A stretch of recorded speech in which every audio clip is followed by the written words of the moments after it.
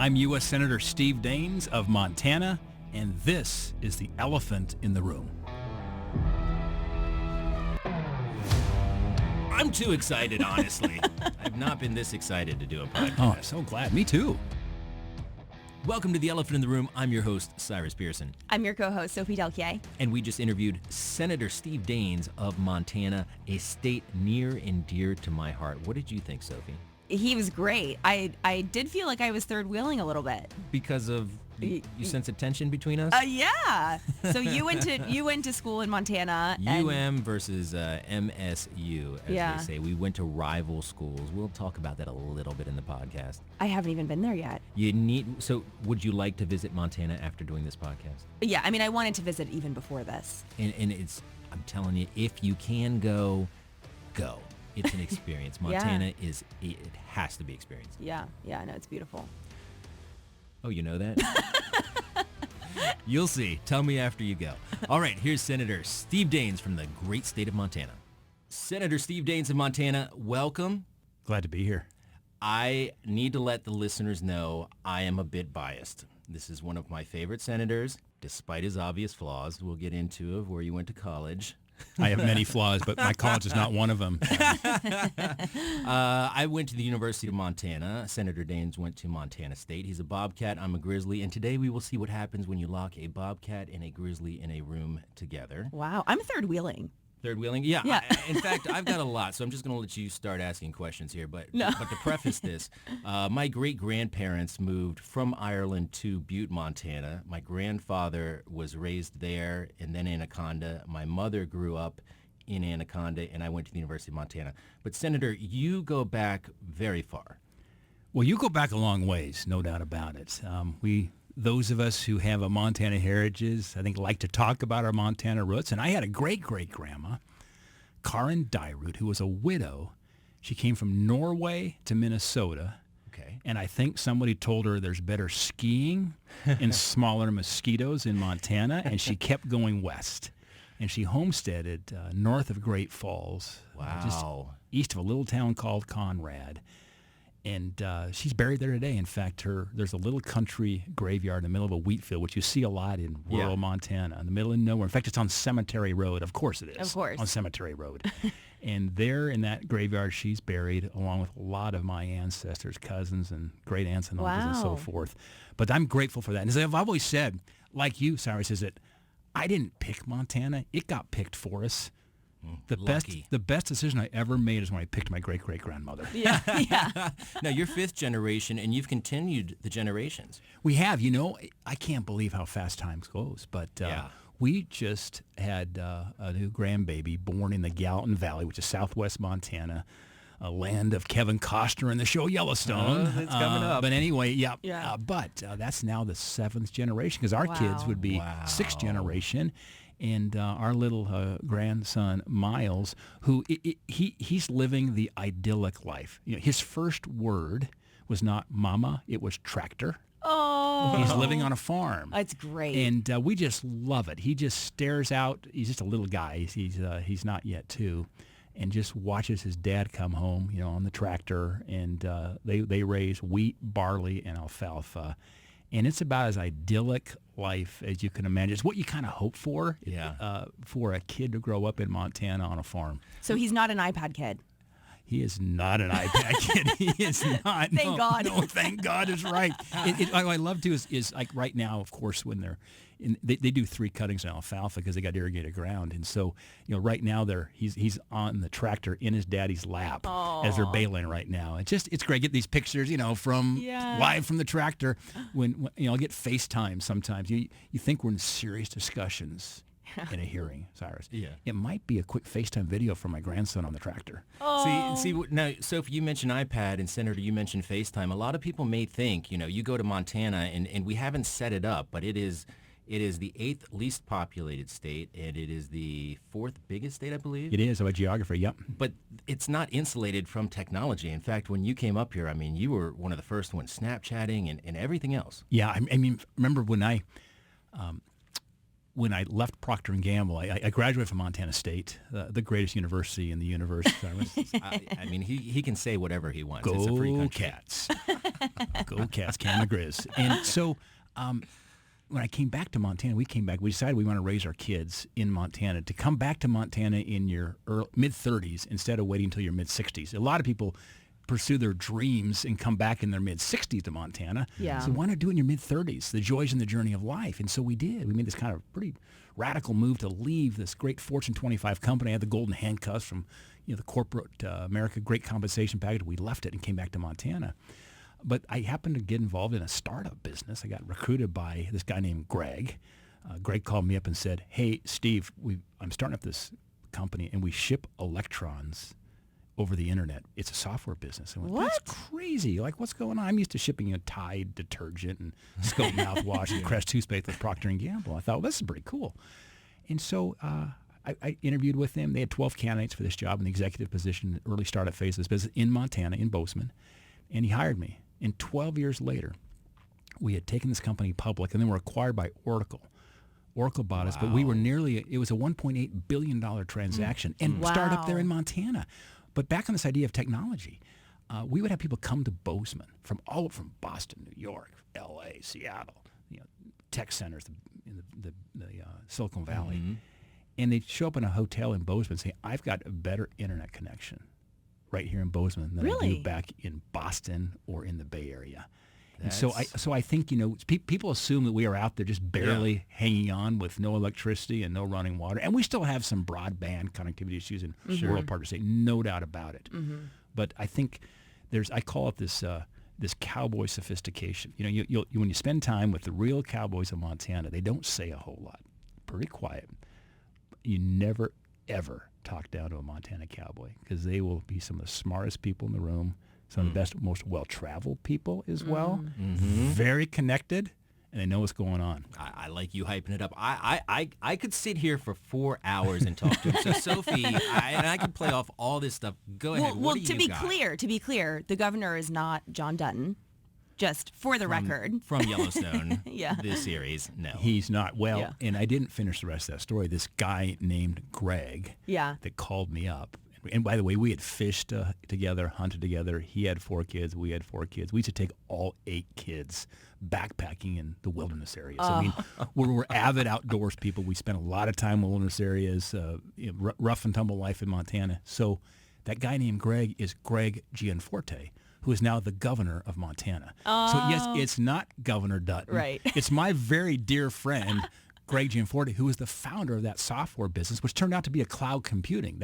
So when he described shipping electrons over the internet, the word cloud didn't exist then. And he knew he had this disruptive force, this disruptive technology that was going to change the way that software is consumed. And that was the beginnings of the cloud. And that eventually became the cloud. But we were in the early stage of that. But that was in Montana. It really is. It was in Montana. We always said that some of the brightest and best people find the best places to live. And so we recruited this great, best talent to get this company going. No. We always run out of time, Senator. Sorry. So I'm just going to get into it. Yeah. I want to know how you got into Procter & Gamble. You spent 13 years in management, is that correct? Yeah, I did. Okay, Yeah. and in How to Win Friends and Influence People, I'm paraphrasing here. If you really want to be super successful, you have to know how to manage. Yeah. And knowing how to manage inspires people, it motivates others. So I'd like to hear how you got into Procter & Gamble, but then I'm looking for, after that, maybe some advice. Sure. Oh, yeah. Well, I was 21 years old when I graduated from Montana State. I got a degree in chemical engineering. Wow. There's no other chemical engineers up here on Capitol Hill. Most chemical engineers are smart enough not to run for public office. But anyway, I did. So they looked for engineers who had people skills on campus. That was the profile, Yeah. right? I mean, generally, they say an extroverted chemical engineer is the one who looks at your shoes, not their shoes, when they talk to you. So that's an extroverted chemical engineer.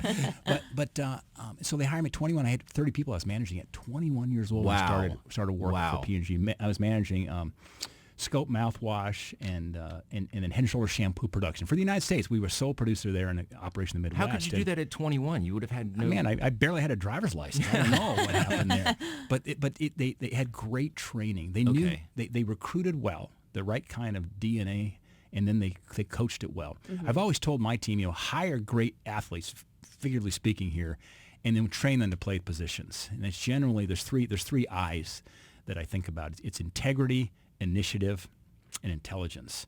Those are three things that usually people either they come with those three sets or they don't. It's hard to coach intelligence. It's hard to coach integrity. It's hard to coach initiative. Either folks wake up in the morning, in fact, I sent a picture one day. I was coming to the airport, the Denver airport, flying back and forth to work, and they have, those moving sidewalks, they have the stand lane and the walk. Right. I took a picture. I said, hey, always be a walker, not a stander. I mean, just getting things done, keeping going. That's initiative.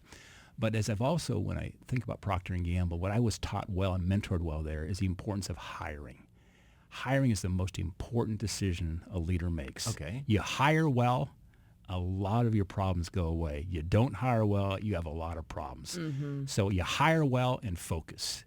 I usually say I can't count beyond 3 fingers in terms of just 3 things to focus on to drive. Because you get beyond that, you become more of, I call it the 1-inch tidal wave. You just become a kind of a swampy, a swamp instead of being a directed, like the Grand Canyon of Colorado River, making a difference there with directed water flow. And so when you're hiring well, you're looking for those 3 I's. Those 3 I's are something I always think about, and I coach my team on that. And the other thing I'll coach my team on the principle is saying, never hire a B or a B plus.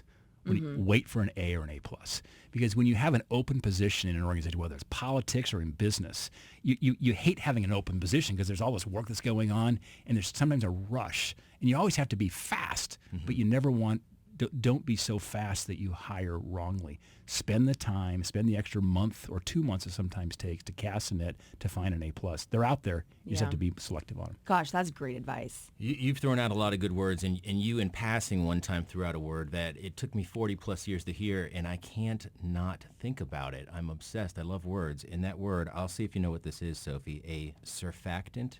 No, a surfactant. Yeah. Oh, you're using rough language now. Yeah, wow. Can you enlighten us, Senator? Surfactant is just a cool kind of chemical engineering word for soap. I think so. Yeah, it is. So it's in your, if you take a look at your shampoos or whatever, look on it, it'll say like ammonium lauryl sulfate, sodium alkyl sulfate. I'm just kind of going back to geeking out here. Those are surfactants. Got it. Basically, that's what lathers up there that actually is the cleaning agent there to clean up stuff. You don't realize his mind. He came in and spoke Latin the other day. Okay. So actually, I speak French, and so I was trying to go back to like a Latin root. Yeah, we have to. I was forget going Sophie. surfactant. Native French. Yeah. Really? And so I was trying to kind of work backwards, and I was like, lost me. Does she have a great English accent? Yeah, she does have a great English accent. She does. She's really nice. Yeah. I heard a lot of the call centers will go to Montana because the people there, and let's get to the people for sure, they speak so clearly. Everybody can understand them. They say it's Montana and probably South Dakota as well. I mean, that's where Tom Brokaw came out of South Dakota. Right. Mary Hart. Remember that? I mean, this kind of dates the listeners here a little bit, but Entertainment Tonight, Mary Hart. Sorry. Yeah, Mary. Yeah, right. Yeah, he has no idea who that is, but anyway, she's got legs. Yeah, but these neutral accents. In other words, they're just plain. And that's a good thing when you are looking at having like a national presence. And Montana's one of those states. South Dakota is one of them as well. But a wide enunciation, which is nice. I can't stand people who mumble. Yeah. So. Right. Have you been to Montana? No, I'm dying to go to Montana. Well, you're the last person. I mean, you got to come. I know. Before, so actually, let's talk about this a little bit. Yeah. You all started this company in Bozeman, which is fascinating because, you have Silicon Valley not too far.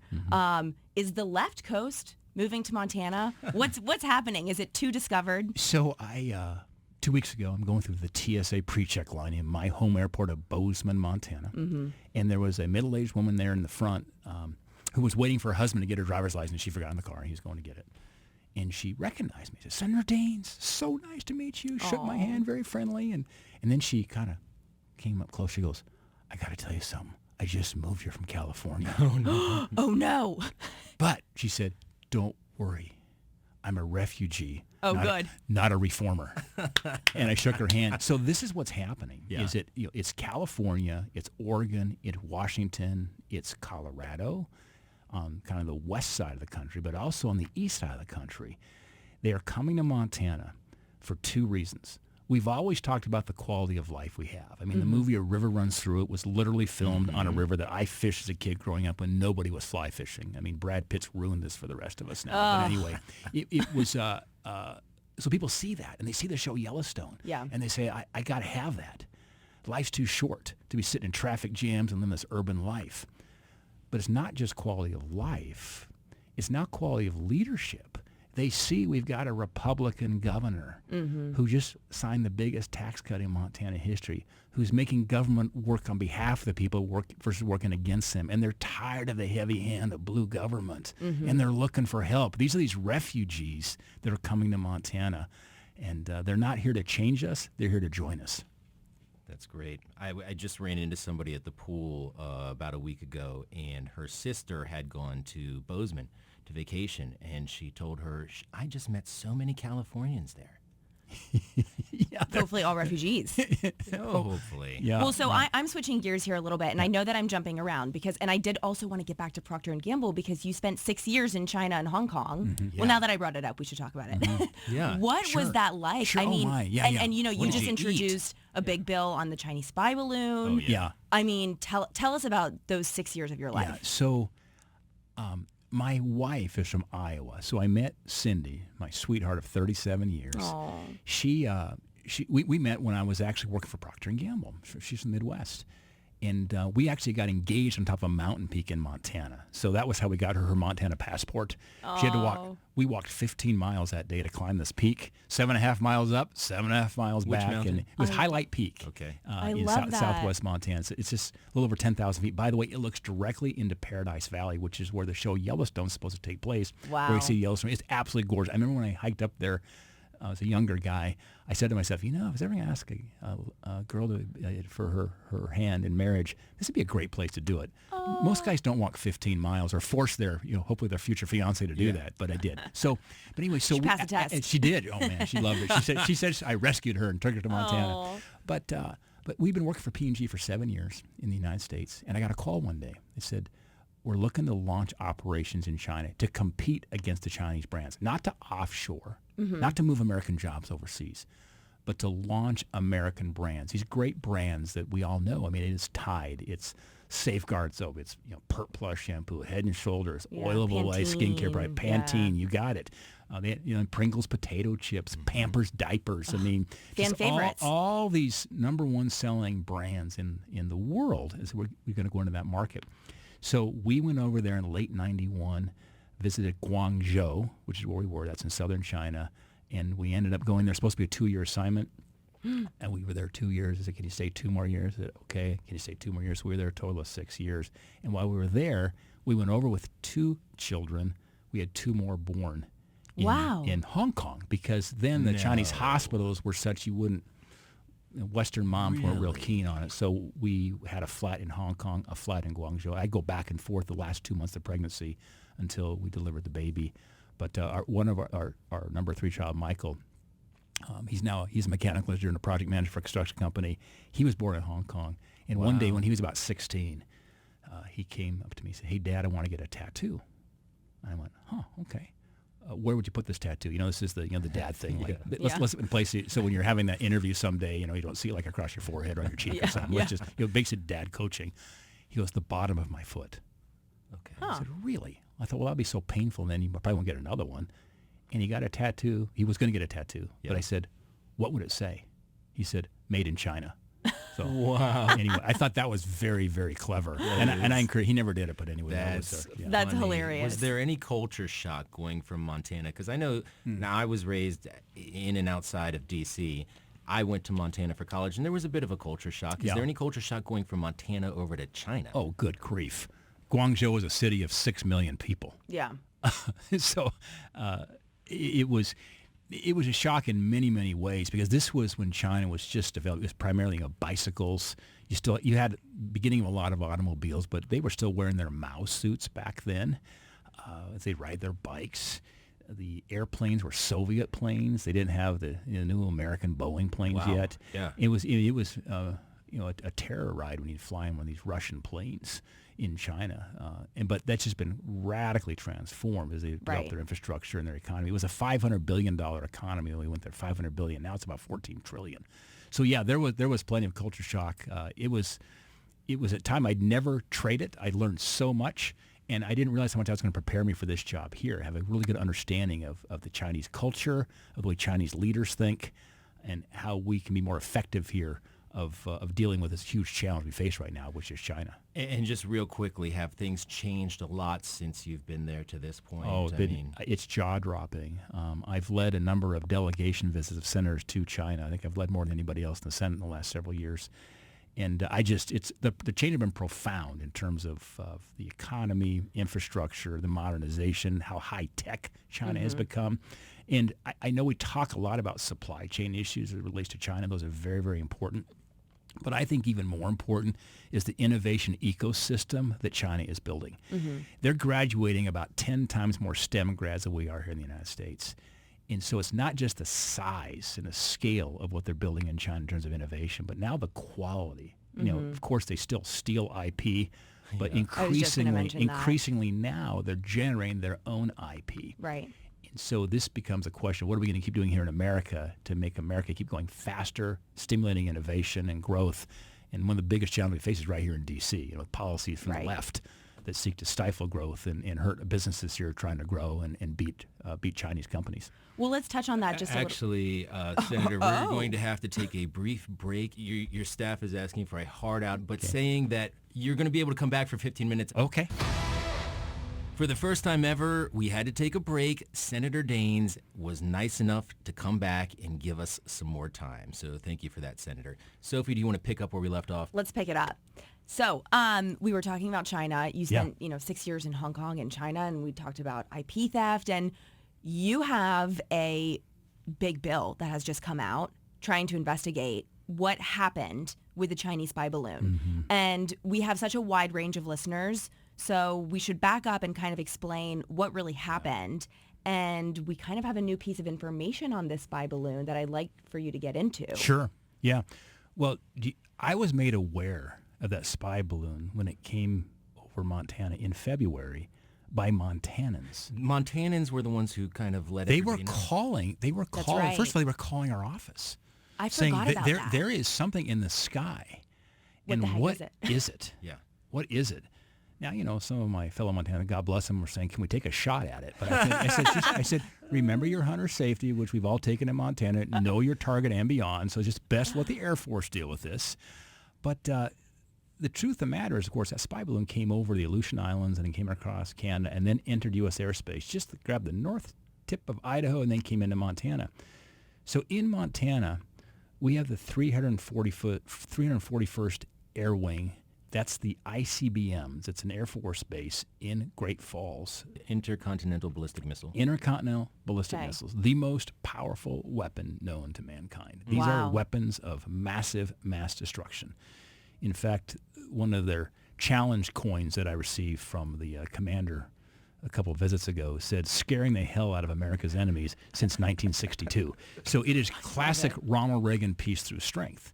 And when somebody says, thank God those missiles have never been used, we always say, no, they're used every day to keep our adversaries at a peaceful state and not thinking about doing something silly. What a great point. So it's just something we have to remember here as we have some on the left who want to basically, change them in for Nerf guns and slingshots or something, and the world's getting to be a nicer place. It isn't. There's evil in the world, and we need to be strong. They want to focus on drag shows. They do want. Well, that's a whole other topic. I know. I have They it. had drag shows with children at that Air Force base we exposed. Yeah. It was crazy. They gave out 24 gift bags. The first 24 little kids that came to a facility on the Air Force base, sponsored by the leadership there. So we called them out on that big time. I saw that. But back on the Chinese spy balloon, it came over Montana, went right over those nuclear silos. They're spread over a large geography. There's 150 of these intercontinental ballistic missiles spread across a very large geography. The reason they're spread out over a large geography is part deterrence so that our adversaries can't take us out with just one or two strikes. They take a lot of missiles to take out our ability to return fire, which is a deterrence to never take the first strike against us. So anyway, but that was deliberate, went right over our missile fields, collecting intelligence. Now here's what we found out. The end of June, the Wall Street Journal broke a story that said there was U.S. technology on those spy balloons. What's going on? Really? And by the way, why is it the Wall Street Journal that's breaking that story? Why isn't the Biden administration? We had Senate Democrats. I mean, John Tester, my colleague here in Montana, he said, we're going to have these hearings and expose, we'll get to the bottom of this. Well, they didn't get to the bottom of anything. They wanted this to go away. Right. They wanted to kind of fake the fact they were outraged and needed something about it because they had to try to cover up for the Biden administration. And the last point is this, and maybe the most important point. I think this was a trial balloon by the Chinese to test the resolve and the response of the United States and the commander-in-chief. And Joe Biden flunked. Mm-hmm. He made the country look weak on the global stage. The Chinese, I think, were smirking at this. This guy can't even figure out the need to take out a spy balloon hovering over your missiles in Montana. Well, and there's a whole other piece to this. There's, Biden can't figure out how to do it, or he's senile, he's too old for the job, or there's all this. But then there's also another aspect of it of, is this on purpose? Is this deliberate? I mean, how much of the Biden administration is actually just bending over backwards for China on purpose? I mean, it's really frightening.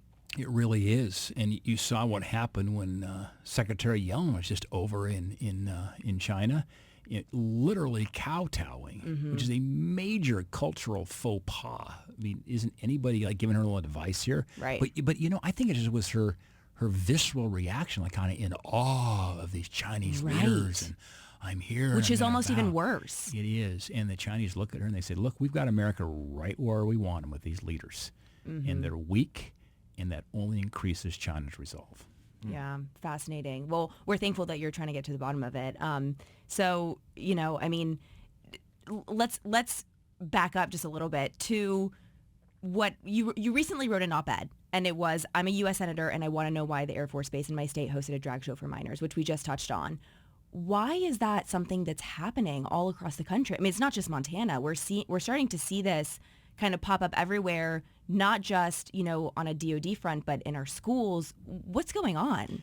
Yeah, it's really concerning. Cindy and I have 4 children, 2 boys, 2 girls, and now we're at the stage where they're getting married, we're having grandkids, and you're asking yourself, did you ever think we'd be having to take a fight about having drag shows? Let's be clear what these are. These are men dressed up in women's, clothing, risque, and parading around in front of children.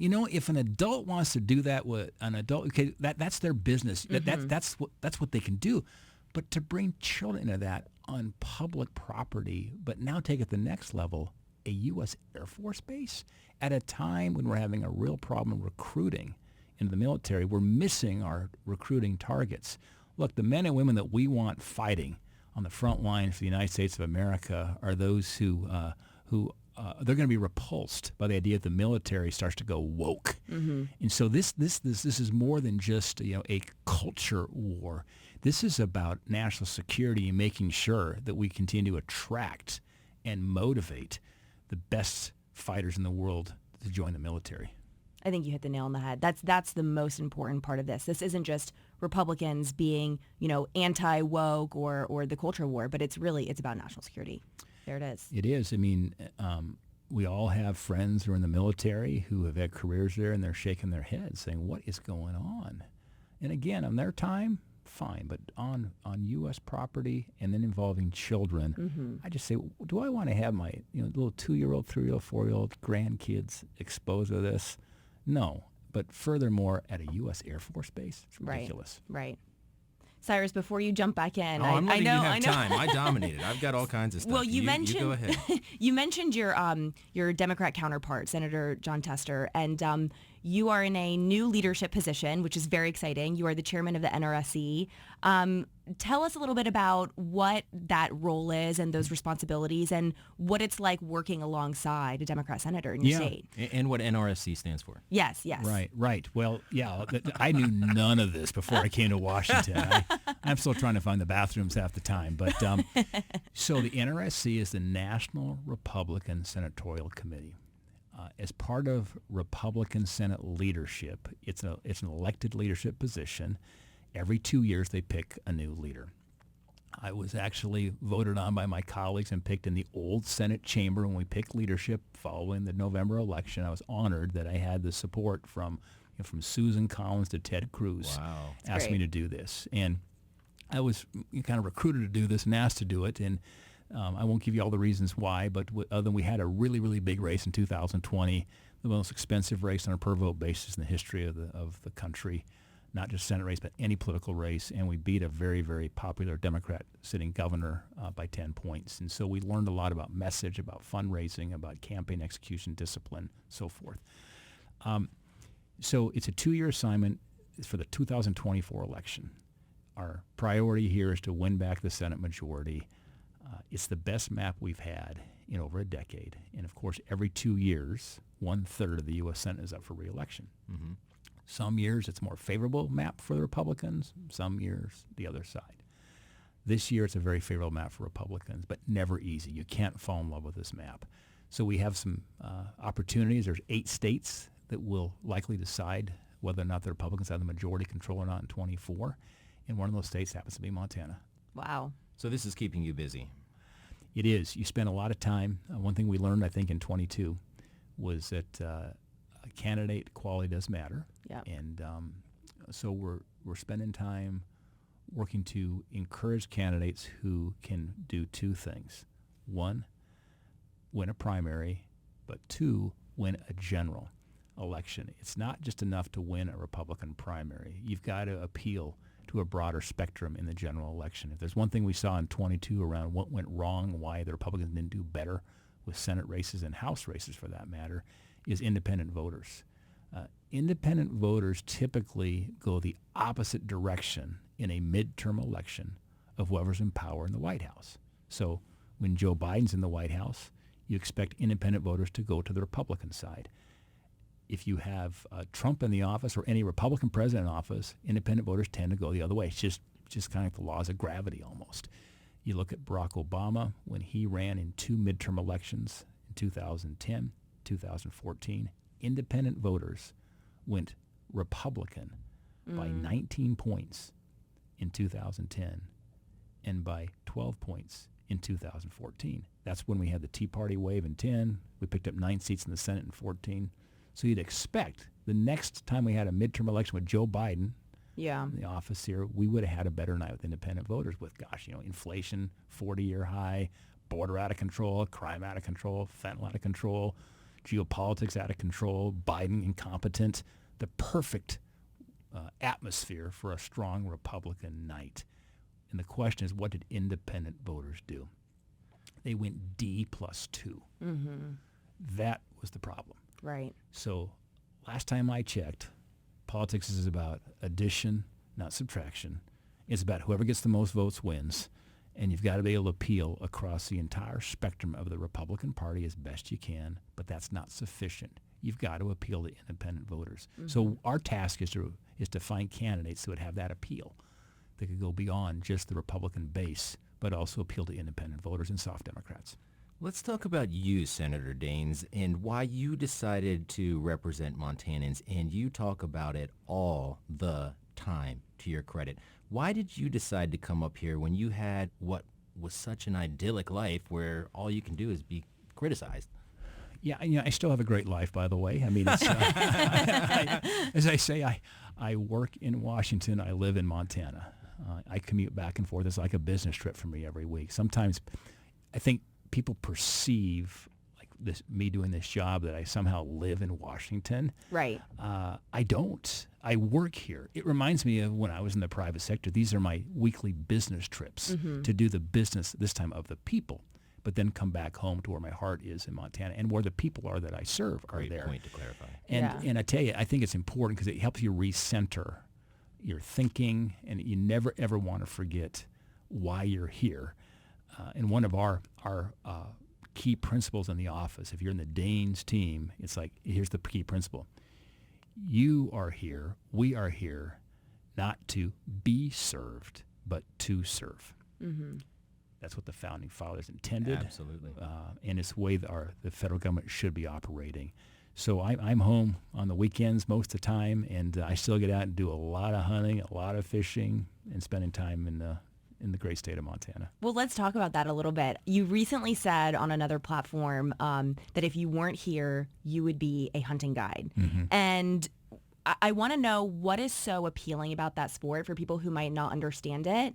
And my understanding is that there's a lot more of a mind-body connection than people think. That it's almost like a meditative state when you're, doing that sport. But tell us about that. Why is that appealing to you? It's something. It's definitely a Montana thing, but it goes beyond that. There's a lot of sportsmen and women across the country that enjoy hunting. In this case, it's big game. I enjoy hunting birds, but I really have a passion for big game. Big game is elk, it's deer, it's antelope, predators as well. We hunt mountain lions, we hunt wolves, we hunt bears. Bobcats? And we love bobcats. I'm sorry. Go ahead, Senator. Go ahead. By the way, grizzlies are an endangered species, so we can't hunt them. But something that started when I was a kid. My dad hunted when he was growing up. That passed on to me with my grandpa and my dad. And so it's kind of a cultural family thing in many ways. But we love it. When we were raising our kids, I'd take a week off. I was in the software business in Montana, and I'd take one of our kids hunting with me, just dad and daughter or dad and son. And all my daughters, both sons hunted. And I'd say, Cindy, do you want to come along? She'd go, you know what, Steve, this is your time. Just father, daughter, father, son. And we'd go spend time doing that together. And we've had the best memories. Because I know when my grandpa Daines passed away several years ago, at his funeral, all the pictures, the slideshow were all hunting and fishing pictures. Aww. And I was in virtually every one of them. And I said, not to be morbid, but none of us get out of this life alive. Someday, what are you going to be remembered for? With my kids, it's just those memories of spending time hunting and fishing together. It's a legacy we've now passed on to our kids, and we just love it. And Cindy hunts with me now, by the way. Not once we're empty nesters. Great. She's a really good shot. Wow. So I suggest you refer to her as Mrs. Daines. Yes. Do you all consume any of the meat? We do. For what you hunt? I love beef more than anything else. Yeah. Yeah, but I like elk. But we eat some of it, but I'm not. I just got it straight up. I don't particularly like the taste of venison. Yeah, it's a lot of people do. Yeah, Yeah. I love Montana. You got to do a lot of seasoning. Yeah, you do. You can marinate it. We do that with antelope and so forth. Yeah. But I have a lot of friends who love the wild game, and so they're just like waiting in line here. So it's always fought over anything we bring home. It's always consumed. That's great. And when you have a chance to eat an elk versus a deer, an elk's a lot better choice. Right. Yeah. Well, speaking of hunting, really quickly, I know that we're running out of time, and Cyrus, I'm the third wheel here. I really am. I've got too much to get to. Go. You're very accomplished. But one of the biggest accomplishments, maybe even a badge of honor, is the Twitter ban. I did time in Twitter jail. You did? You went to Twitter jail? I did. How did you get out? Well, Bailed? I was flying back to Washington, and I was trying to get on do I have Wi-Fi in the plane, and I'm locked out. My Twitter account is suspended. I went, what? And there was this dark warning on my Twitter page that said, your account has been suspended for adult and graphic content. I thought, which Russian has hacked into my account? Yeah. And so I texted my comms team. They said, Steve, no, you're suspended. We're going to find out. And it was because of my profile picture. If you go to my Twitter account, you'll see a little circle, the profile picture. It's a picture of Cindy and me with an antelope that we had killed last fall. It's a beautiful picture. And then we have this landscape of Montana on the rest of the picture. But that is why they suspended us. So it got crazy. I was on Fox. This thing broke nationally. Greg Gianforte, our governor, suddenly posted his Probably with a picture of his wife with a dead deer. I love it. Mike Round, senator from South Dakota and former governor of South Dakota. He's got a picture with a bunch of pheasants and his love it. grandkids. And so it was like this massive jailbreak rebellion. Right. Ted Cruz had this, Free Steve campaign, to get him out of jail. He posted a picture, he tweeted of a mugshot of me. It's so good. With the side profile and the height chart. And then finally, I get this text message. This has been about 12 hours into my jail time. Mm-hmm. It says, Elon Musk here. Now, it's a number I didn't recognize. Right. We've raised 4 kids. Yeah. I thought, yeah. Okay. Right. Yeah. Yeah. So I was going to text back, Patrick Mahomes here, back at you. Yeah. And so he said then, I didn't say anything for a minute. He said, I've reinstated your account, and we're going to change our policies. Wow. At that point, I said, this is probably Elon Musk. And so I just called the number, and he picked up the phone. No way. And we had the best discussion. Wow. And Elon said, Elon's a hero here. Mm-hmm. Elon said, we cannot let San Francisco elites dictate their values on the rest of America. And So I true. said, Elon, I'm Presbyterian, not Pentecostal, but I feel like screaming hallelujah right now. And so that was a great moment, and we were reinstated. But kudos to Elon Musk Yeah. for stepping up doing the right thing here. big. And Senior protecting battles. free Yeah. speech. Yeah. I mean, they are some of these, Bay Area folks are so out of touch with the rest of our country. Yeah. And yet they have such a disproportionate loud voice, I think, Right. in the debate right now. Well, and then again, the irony is they'll vote that way, move to Florida, Montana. We hope they don't move to Montana. I know. All right, let's talk Refugees about only. one more thing, at least. Forest management. I've heard you talk about that Yeah, before. We yeah. get a lot of wildfires. It's not that complicated. It's not. I don't even know why it's controversial. Can you explain what it is? Simple as this. You've got to actively manage forests, which means you thin them. The bottom line is this. A forest either will burn or it will be thinned. But there's really one or two things happens. And what happens is, forests are living, breathing ecosystems. They're always, growing more trees. You've got to go in and thin them out. And when you thin them, you get better wildlife habitat. You get better water for fish, because when you have a wildfire, it basically sterilizes the ground because of the high temperatures. And then when you get the spring rains, it silts out your streams and affects fish. It provides jobs. It provides low-cost lumber, which we need to lower the cost of housing. Mm-hmm. So there's all these benefits of thinning forests. The problem is we have radical environmental groups who seek to basically keep people out of forests and just let them burn, which Yeah. makes no sense. I had no idea. That's super interesting. This is the first time I'm hearing that thinning forests is. Well, it doesn't destroy forests. It protects them. It protects And that's them, right. The irony there. It does. Yeah, It does. yeah. It actually, you have, if you came to my office, you'll see a picture of, sometimes one picture can illustrate the point of federal land, of national forest land that's a dead, dying forest. Because what happens too, when the trees get too close together with too much time, diseases transmit across forests much faster. We've had that in Montana. See this dead, dying, gray, ugly forest. Then you see a fence line moving along. And on the right side is this vibrant green forest. The vibrant green forest was private land where the landowner was tending to the forest, thinning Right. it. The dead, dying, ugly forest was the national forest. We see that all over Montana. So this is one of the fights we have right now. And it's a fight that's somewhat related to the Ninth Circuit Court as well. I'm an engineer, not a lawyer, but anyway, we're making good progress on it. It's important for me back home. Sophie, you said you hadn't been to Montana. I'll end on this. The one thing I think you'll notice if you go there is how nice the people are. I mean, you say hello. I remember my first day here on the Hill. I had my biggest smile and said hello to 2 guys in suits, and they looked at me like I was a Sasquatch. I mean, So they'd true. never seen it. I mean, can you talk about the people of Montana here just to end this? Well, they're great. It is something you have to get used to when you come to these, cities. They're like Washington, D.C. People won't look in the eye. They honk their horns. And by the way, I don't have a car here. I have a little studio apartment about 5 blocks from the Hill. I walk to work every day. I could not stand to drive in this town. A very, very simple footprint in Washington. But the people are great. And it's the honor of my life to be able to be the voice, to take the voice of those Montanans and bring it back here to Washington. And I just got to tell you, if the country was more like Montana, we'd have even a better country. And that's the fight we have in Washington. Senator, thank you so much for being the elephant in the room today. And do you have any last words, maybe 2 of them? Go Cats. I won't even throw out a go Grizz. Thank you, Senator. All right, thanks. If you'd like to hear more episodes just like this one and you want to be notified of future episodes, don't forget to subscribe on wherever you listen to your podcasts. Bravo, Sophie. Bravo. I hope our listeners are paying attention. They're probably not. They stopped listening by now. The Elephant in the Room is brought to you under the direction of U.S. Senator John Barrasso of Wyoming. Arjun Modi is the executive producer, let's go ahead and call him that, and has given us so much freedom to go ahead and do this podcast. Thank you, Arjun.